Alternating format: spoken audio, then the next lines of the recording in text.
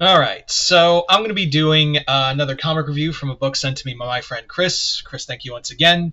And we're going to be talking about Killadelphia Volume 3, excuse me. I just did a review of Volume 2. Yeah, it's been a while since I've done anything with Killadelphia, and to do both volumes, it was mostly due to the fact that, essentially what it was just between the political climate and the current administration was kind of keeping me from wanting to read more of this comic because it's very politically charged.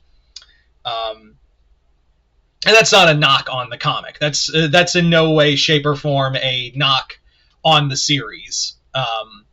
It's just, trying to read this and also not think. It's why also I haven't touched Avengers Twilight.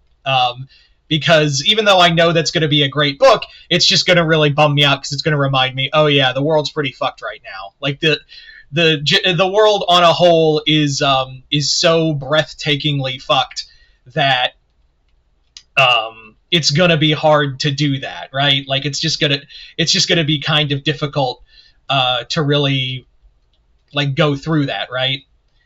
Anyway, so let's kind of talk about the comic. So where we left off in Volume 2, which was, like I said, I did that review a couple days ago. Where we left off in Volume 2 is that in Volume 2, essentially what happened is that Jimmy, our main character, gets turned into a vampire, and John Adams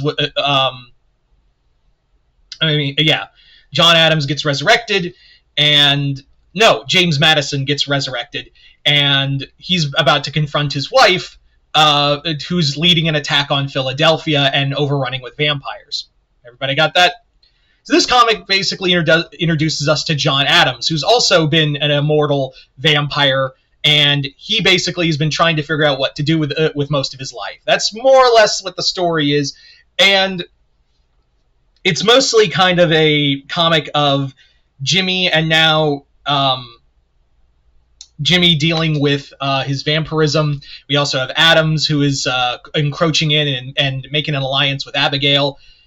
This is a lot of setup, even though yes, we still are in the midst of a siege. We are very much in the midst of a siege that's been going on for a while now, and essentially the comic is basically kind of building up to our next step, which is dealing with the werewolves from Elysium Gardens, which we do get part 2 of that backstory as well. I know it's a lot. It's a lot to cover, and it's a comic that really does have a lot going on. On top of that, you also have Seesaw, whose real name is Tevin. He basically, in order to combat the vampires, he's just like, well, we got to have bigger guns here. We are hopelessly outgunned by Abigail's vampire army.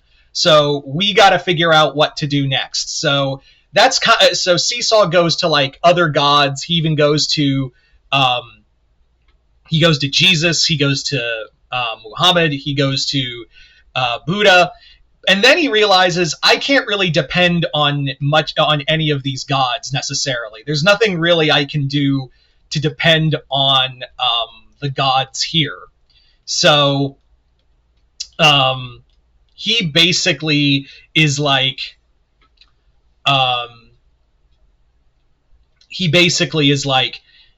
there's one god I can depend on in Africa. So he goes to Anansi for aid.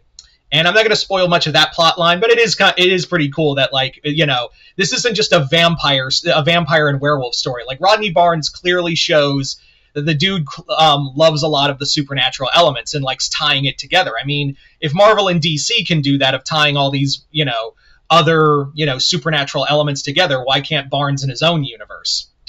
So, yeah. This one is pretty fun. It's more of building up to the next... It's more of,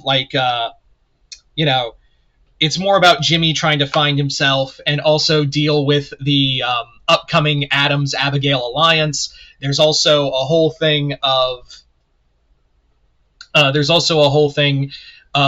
werewolves making their appearance, which will play a big part in Volume 4. Remember, as it currently stands in Volume 6, we're all roads are leading to a Dracula. They're leading to Blackula. They're also leading to Spawn and Savage Dragon.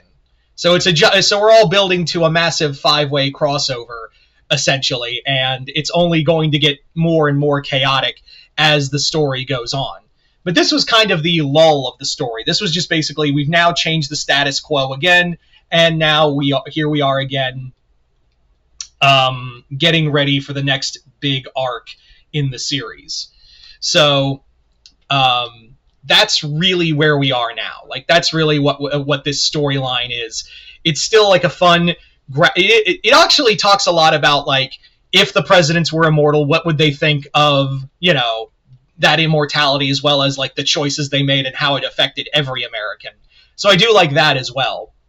But yeah, this comic continues to be awesome. I'm sorry I didn't get to it sooner. It's mostly because, again, current administration kind of made me go, not today. But I decided to buckle down and finish these 2 volumes. But anyway, once again, I'd like to thank my good friend Chris for sending me this book, as well as others. And other than that, I hope you all enjoyed this. I'm Mr. Multiverse. I'll see you next time in the Multiverse.